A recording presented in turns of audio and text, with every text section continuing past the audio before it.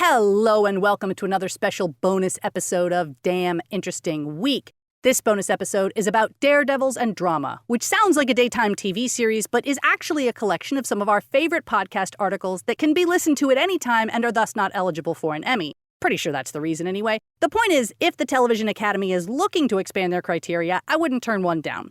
My name is Jennifer Lee Noonan. I'm Angela Epley. I'm Spurr-Chen. I'm Bradley Calhoun. And these were some damn interesting weeks.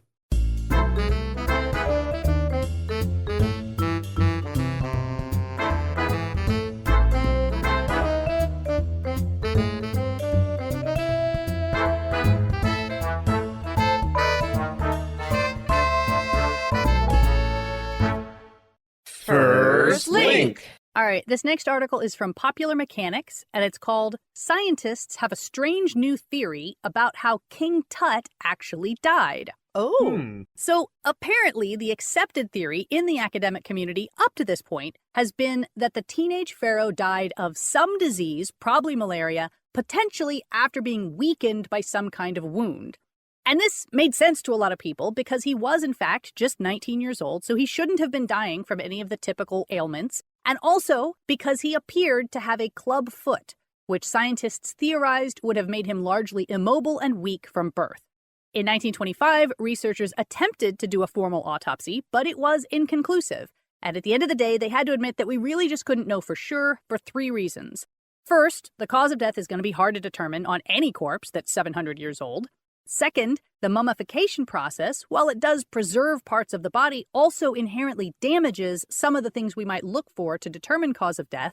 And third, most importantly, Tut's body seems to have been burned to a crisp from inside his coffin. Oh. Yeah, which I had never heard. It's a very cool detail, and no one has ever said this to me. Yeah, and I'm kind of a Egypt nerd too, and I hadn't heard that one. Yeah, and the assumption there is that the embalming process was done incorrectly, and that the combination of embalming oils with oxygen and linen caused it to spontaneously combust after burial. Because it was definitely fully inside the coffin. Nothing outside the coffin burned. And that would make sense too, that it was a rush, right? Because everything else about his burial was pretty rushed. He's in the wrong spot. Yeah. Apparently that's not even the famous faceplate that we see. This kind of was also a rush job. Huh.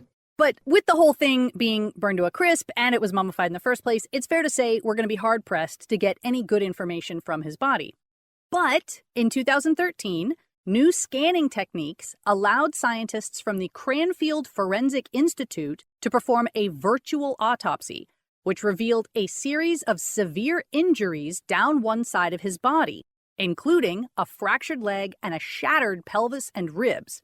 What's more, King Tut is apparently the only pharaoh we've ever found without a heart.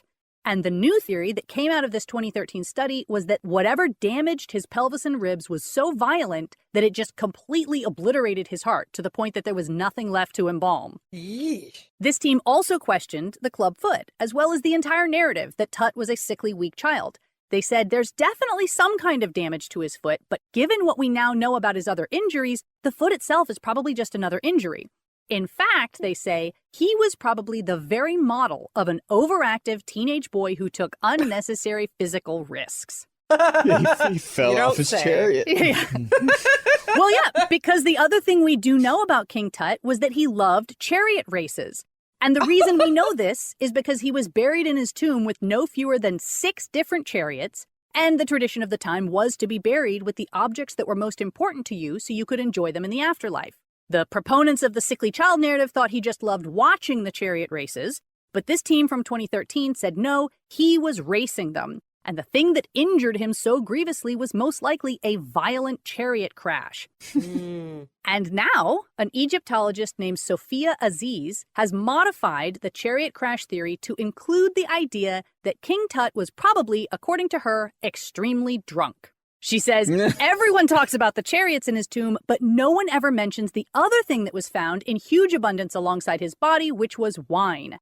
Not only was the wine collection at least as impressive as the chariot collection, but it includes some of the first known examples of white wine in the region alongside the red. What? So this means King Tut didn't just like wine, he liked the rarest and most expensive wine. He was a connoisseur. And so she says it's safe to assume, therefore, that he was drinking a lot of it on a regular basis. And given how teenage boys like to combine alcohol and extreme sports, she says it makes the most sense that he and his racing companions were all drunk at the time of the crash. And that does also explain, perhaps partly, the rushed burial job, because this kid was not supposed to die. And oops, now somebody has run him down with a chariot and brutally destroyed his body. We gotta, sweep this under the rug fast.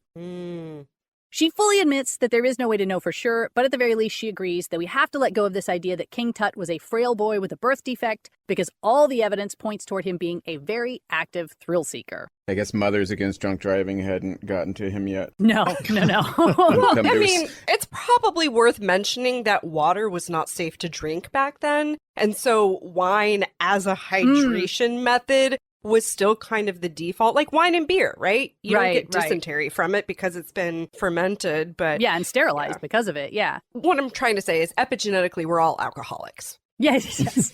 Well, and they seem to sort of, I'm not sure how they determined this, but the 2013 team said they could even tell that he was on his knees when the chariot hit him. So it may have been like his chariot crashed, he was on the ground, the other one comes blasting through. And you got to think the guy who accidentally killed the pharaoh did not come out too well on this. Like, even if he survived. That's why they did a rush job. They were like, yeah, that mask is fine. Put him over there. Or just be like a Dave situation. You're the new pharaoh now. Like, you look enough like him, get up there. Weekend at Tut's. There you go. Next link. Next link. All right. It is officially summer season here in the United States. We got kids out of school. We're feeling a little bit of that fizzy summer heat. Why not take a trip back into American history and look at Daredevils with J. Store Daily? Okay. Daredevils. I'm trying to figure out what Daredevils have to do with summer, but yeah, go ahead. I mean, people kind of act the fool during summer, don't they? All right. Like, okay. Rules are a bit less relaxed. Okay, you know what? It was a bit of a reach. Nevertheless, according to the Oxford English Dictionary, the word daredevil first entered the English language in the late 18th century when it defined a person or action characterized by a reckless sense of daring. And seriously, you don't see the connection to summer vacation there? Okay, all right, whatever. I'll buy it. Yeah, okay.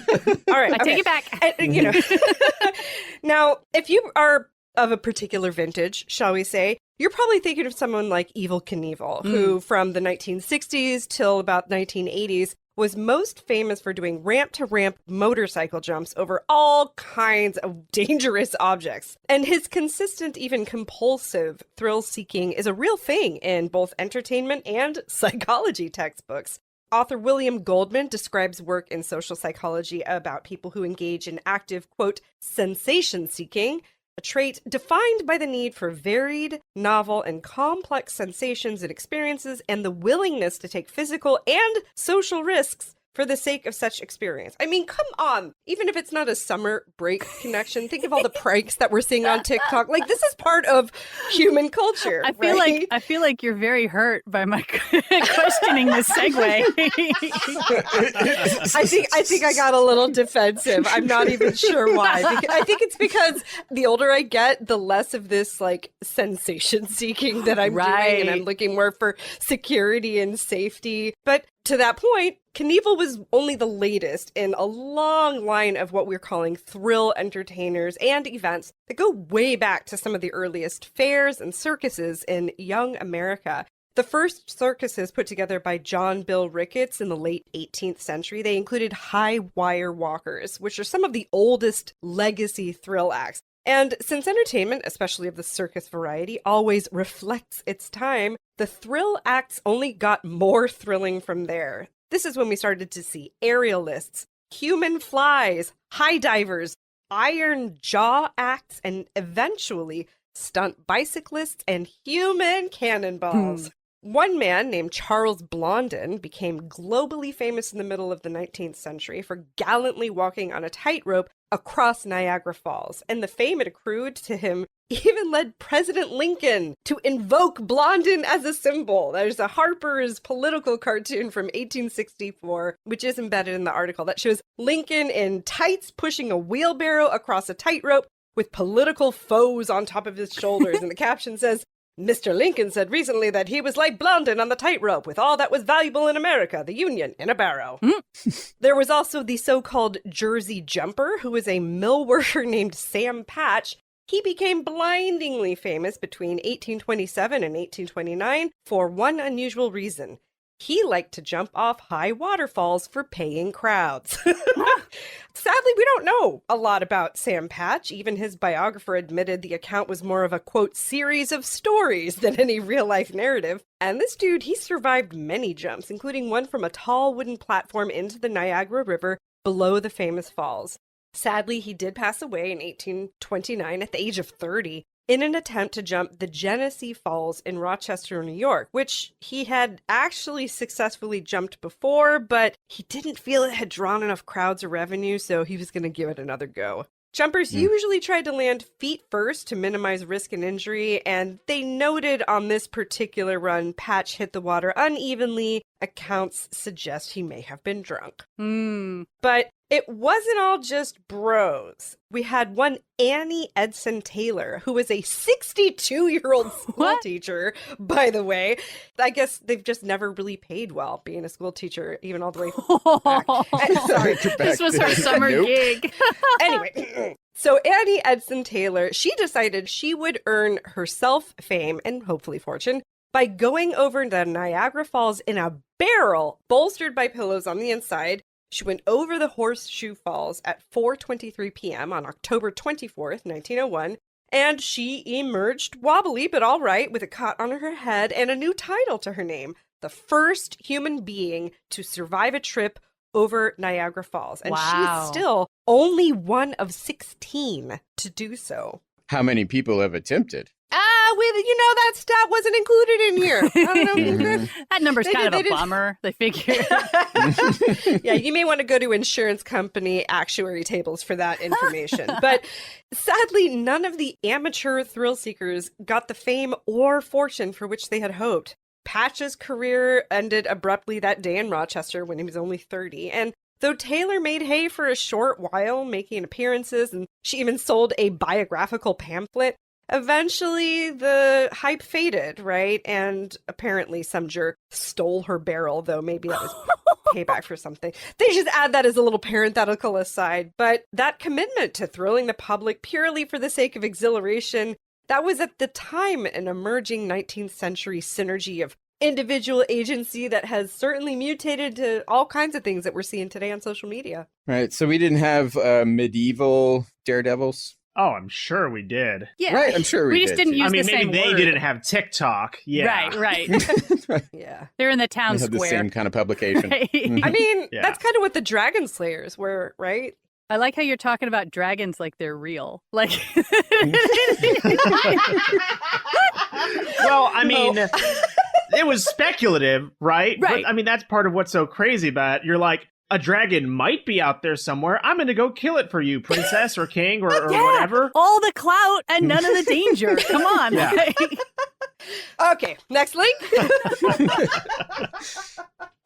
Next link. This article comes to us from BBC.com, and it's titled Kevin Lee, the Briton who plays the bad guy in China's patriotic movies. Oh. So, back home, the British actor is virtually unknown, but in China, he's become a familiar face, always playing the villain who either gets killed or beaten up, defeated by the Chinese hero every single time.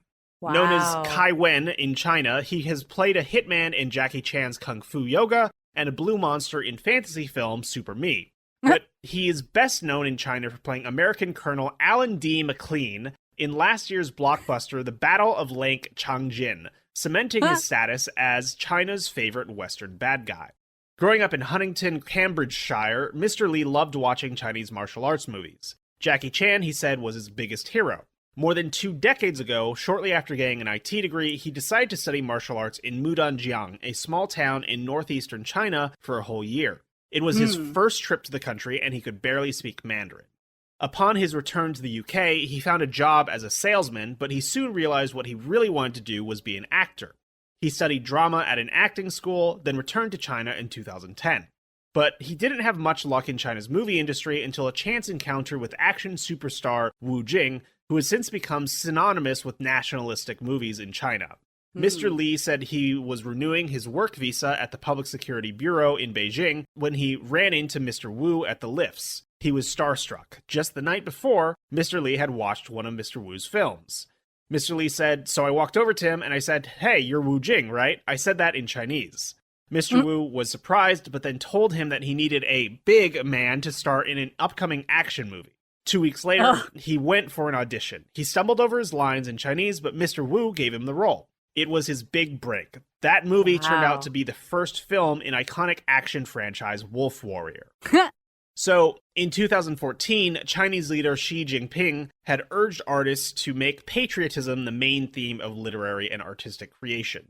In the following years, Wolf Warrior and its even bigger sequel, Wolf Warrior 2, came out, combining exciting fight scenes with plots promoting Chinese soldiers' heroism in foreign lands. The films ushered in a new era of patriotic Chinese movies. These slickly produced, action-packed films are known as main melody movies, a term for something that follows official government ideology. The films often portray China as a world power which does whatever it takes to save its citizens, or pay tribute to revolutionary heroes who resist Western imperialists.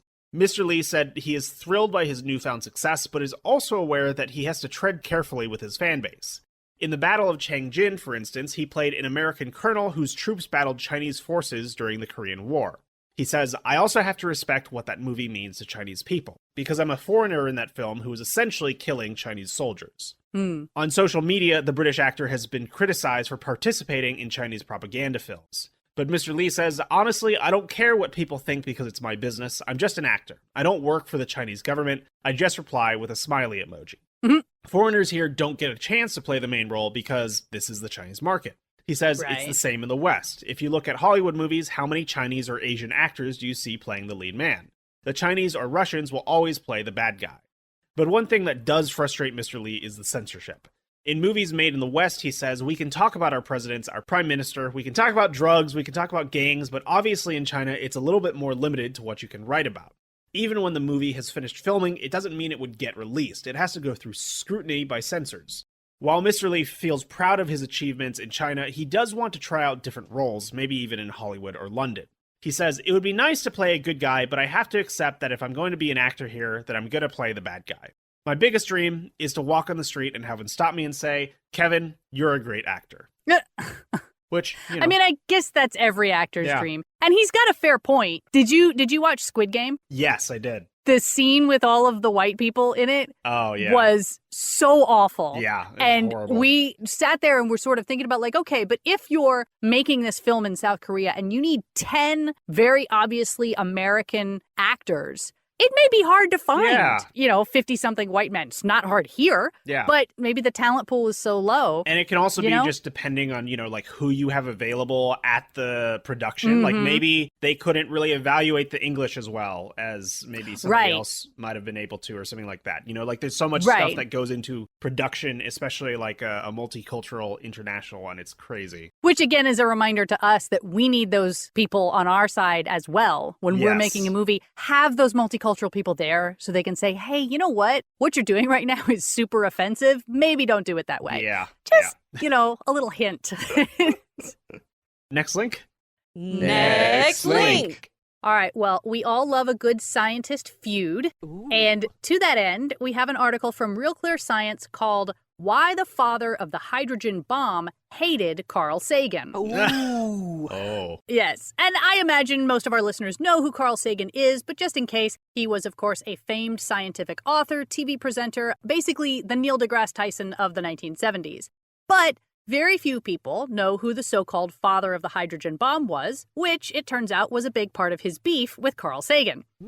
So his name was Edward Teller, and he was not shy about letting the world know what he thought of Carl Sagan.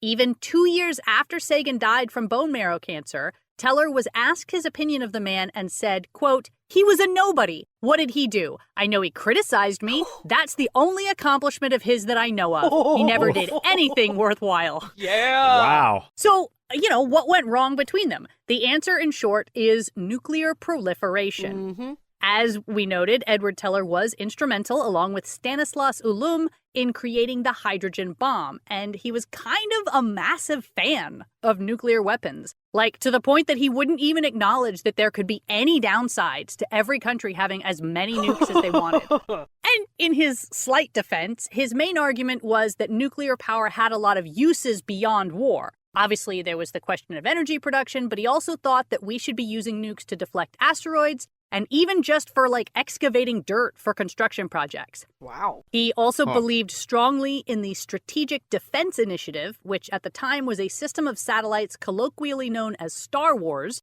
that were supposed to protect the U.S. from any incoming nuclear missiles.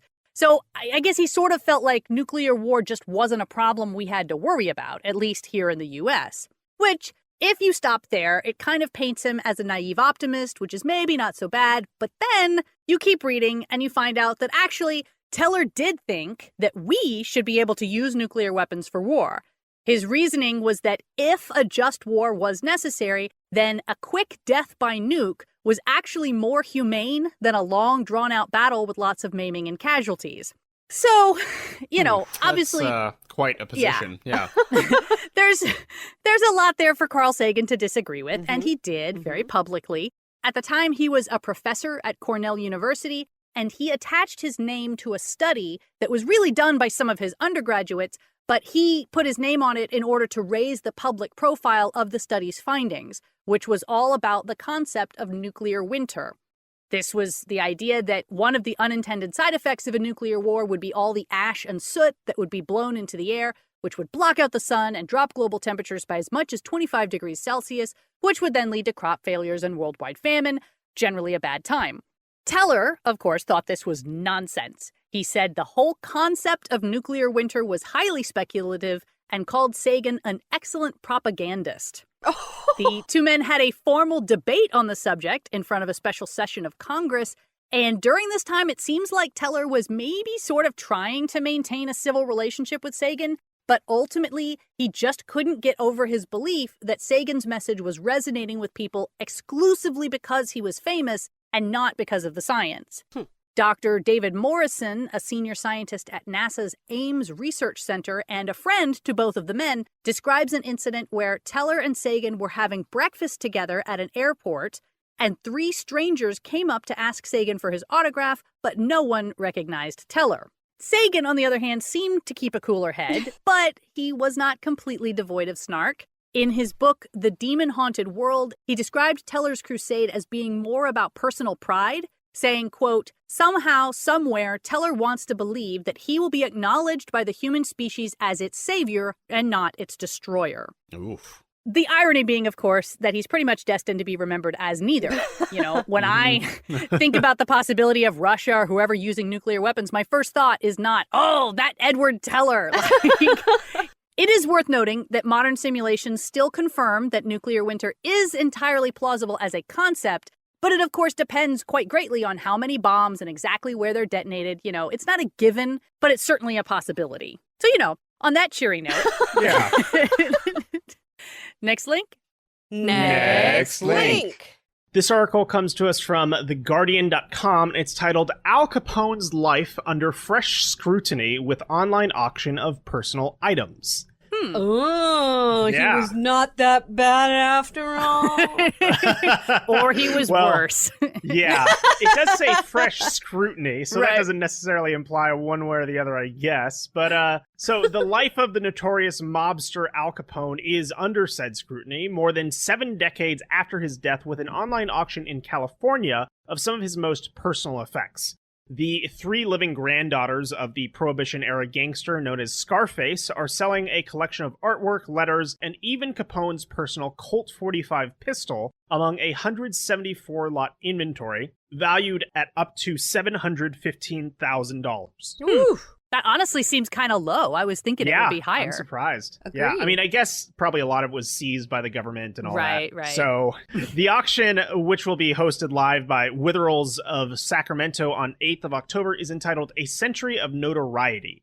It opens a window into the family life and private side of the iconic mafioso believed to have masterminded the 1929 St. Valentine's Day Massacre and scores of other mob hits during his brief but bloody spell as head of the ruthless gang called the Chicago Outfit. One of the most fascinating lots is a 3-page letter to his son, Sonny, that Capone wrote in October 1931 from his cell in Alcatraz, the same month he was convicted and sentenced to 11 years in prison on federal tax evasion charges. Capone wrote in pencil, "To my dear son, well son of my heart, here is dear father, who loves you with all my heart and proud to have a son as smart as you are." Aww. And that letter is expected to sell for between $25,000 and $30,000. Does the son not want it anymore? Or? I bet he's dead. I Oh, mean, okay. Yeah, that's a good point. Because Like- at this point, it's all just granddaughters. yeah. Yeah, that's Yeah. right. We've got great-great-grandkids that need to go to college. Okay, makes sense. Yeah. Bidding for the Gangster's Patek Philippe pocket watch monogrammed and embedded with 90 diamonds will start at $12,500. Other lots include a large number of photographs of Capone and family members, crystal glassware, figurines, and other decorative items from the mobsters' homes in Chicago and Miami, earrings, cufflinks, and money clips, and assorted other jewelry. Meanwhile, Capone's pistol, which he carried for protection but which is not believed to have been used in any crime, is valued at up to $60,000. Capone was released from prison in 1939 in poor health and retired to his mansion in Palm Island, Miami, where he died in January 1947. The collection belongs to 3 daughters of Sonny Capone, one of whom, author Diane Patricia Capone, 77, will appear at the preview event one day before the auction. She said in a statement issued by the auction house, "What people don't know is his personal story as a father and grandfather and his painful path of redemption while at Alcatraz. That is the unknown Capone I talk about in my book, and it's the story that comes to life with these family treasures." Diane Capone, who was born in Miami and helped nurse her grandfather in his final years, told the Wall Street Journal that she and her sister Barbara decided in January to sell the collection. She said, "We were getting older, and we were concerned that if anything happened to either of us, the people wouldn't know what was what and what was the story that went with each thing. Most of our treasures are things we hold in our hearts. We came from an extremely loving family, and that's the greatest treasure that we have." Aww. Also, they were Yeah. incredibly rich. Like, Yes. you came from a loving family, but you had a mansion in Palm Springs just kind of hanging out, waiting Yeah. for Grandpa to get out of prison, so... Yeah. You were loved, and you were shown that love through the theft of other things and Right. violence. But yeah, okay. You know, it's complicated. Yeah. So while Families, the- am I right? Yeah. Especially crime families, you know? Jeez. So while the ethics of auctioning off the belongings of criminals or morally dubious individuals or enterprises is questionable, experts say the historical importance of the artifacts also has to be taken into consideration. Sure. Howard Abedinsky, professor of criminology at St. John's University and a consultant in the administration of Ronald Reagan on organized crime, says, "In Las Vegas, you have an organized crime museum. You just look at television, the cable networks, and the single theme is crime and crime shows. Mm-hmm. In America, you have this romanticism of crime in general and Yeah. organized crime in particular. Mm-hmm. With the auction, they're trying to show that these people have a family life. They can be murderers by night and good family men by day," which I'm not really sure what he's trying to say here. So but that's what he said. I mean, So yes, you can murder people and love your children. Those aren't mutually Yes. exclusive, but it doesn't make you a great person. Yeah. Are we trying to normalize or mainstream that as an option? Because I don't feel like society should. I mean, I'll definitely say I am unusual, I guess, compared to the rest of America in that I find crime procedurals and all the true crime podcasts and all of it, I don't enjoy any of it. But it's also possibly because I'm like, yeah, of course they murdered people. Like, people are out there murdering people every day. It's not special. Yeah. Like, Well, sounds like your heart Yeah. is the only crime show you need. that's Aw. right. Exactly. I got it just churning 24 hours a day. Yeah. Next link. Next link. This is from Discover. The 1,200 buried bones in the Benjamin Franklin house. Ruh-roh. Whoa. Are they all turkey legs? Is that too much to hope? No. Okay. They are all human bones. Yeah, when the bones were discovered, it had us wondering, was Ben Franklin a serial killer? I knew he was a jack of all trades, right? But that's Right. taking it a bit far. Yeah. For more than 2 centuries, the bones have rested under the London home of Franklin. So the bones were first discovered in the late 90s, while the Craven Street home was under construction for conservation.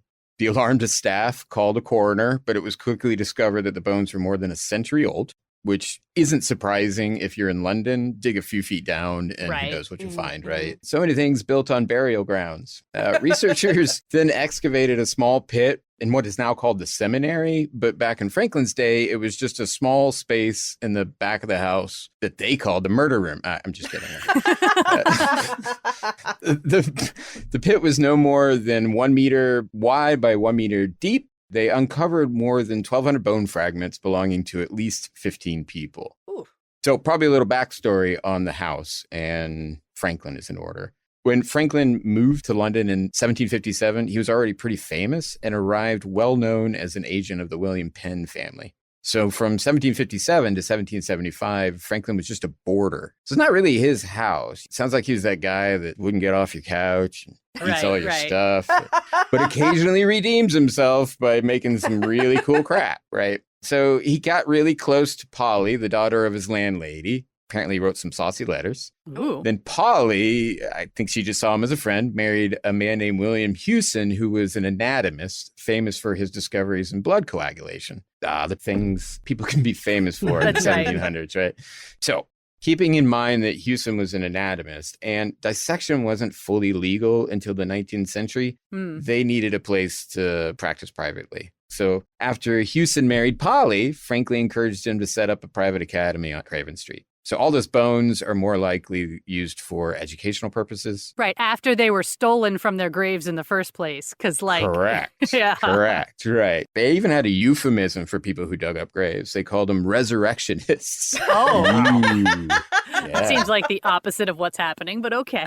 Right. Or, the anatomist may have just skipped a step and had direct arrangements with the hangman. Right. So it's not completely who the remains come from, but Marcia Balisciano, the director of the Benjamin Franklin House, says, quote, Franklin was a champion of science. He was supportive of young researchers and others that could exemplify his passion for knowledge and innovation. He probably loved the idea that this scientific work would have been going on.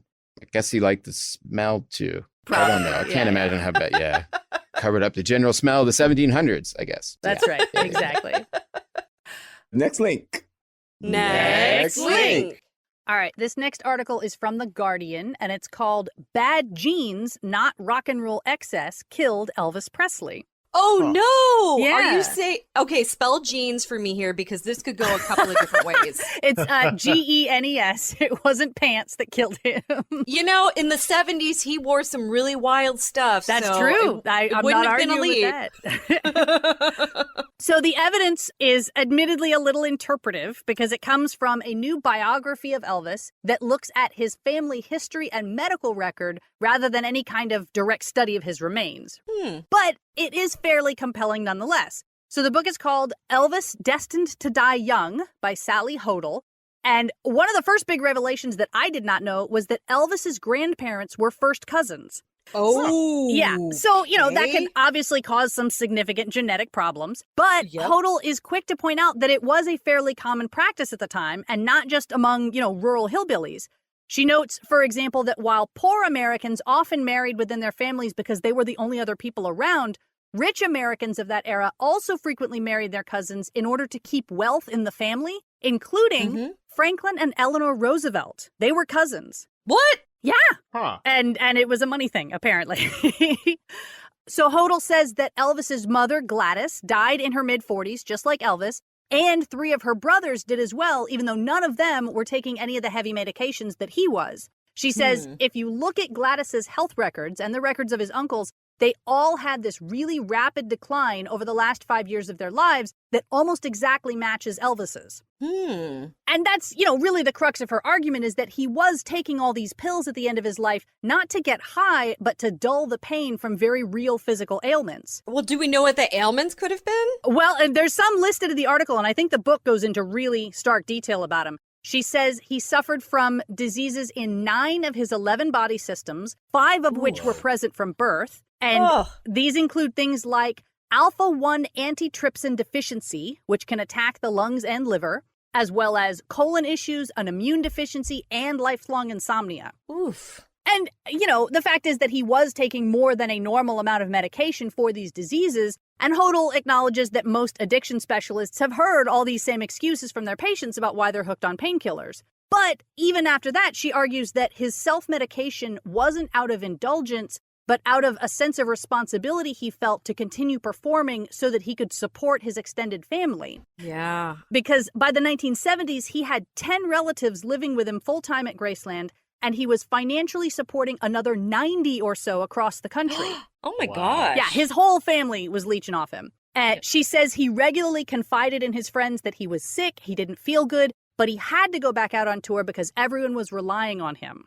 Aww. Yeah, it's kind of sad. And, you know, at the end of the day, Hodel says she's not trying to make Elvis out to be a superhero. She's just trying to put him squarely in the middle as a human. She says everyone tries to either mythologize him as the greatest man who ever lived or else mock him as this washed-up, overweight drug addict who died on the toilet, right? Mm-hmm. She says, quote, he deserves to be treated like a historical figure, like Henry Ford or Thomas Edison, but instead he gets weighed down by sensationalism, and that keeps us from the truth. That's super fair. Yeah, absolutely. Yeah. I feel better now about eating peanut butter and banana sandwiches. Like that. I'm not destroying my life. I'm self-medicating for good reason. Well, I like the idea. I mean, nothing humanizes someone more than like illustrating the kind of pressure that they're under because, you know, we've heard so much more about David Bowie, Tom Petty, Prince, all of that. Right. But like so many of them had this like pressure to continue performing to the level that they did 10, 20, 30 years ago, which is just not physically possible, right? Right. You wouldn't expect a professional baseball player to still be playing in his 60s and 70s, and you wouldn't be making fun of him like, oh, look, he's washed up, he can't do it anymore. Of course he can't do it anymore. Are you kidding? Yeah. Like, we should be done by our 30s. Yes. Yes. If I could get out of all of my professional obligations by my mid-30s and just retire, fabulously wealthy, of course. Like, that's the key. Yeah, I mean, that's the dream. Right. All right. Well, that's going to wrap it up for this bonus episode. We hope you've enjoyed it. As always, if you like our podcast and want to support us, you can do so at patreon.com/damninterestingweek. In the meantime, my name is Jennifer Lee Noonan. I'm Angela Epley. I'm Spurr-Chen. I'm Bradley Calhoun. And we hope you have a damn interesting week. Bye-bye.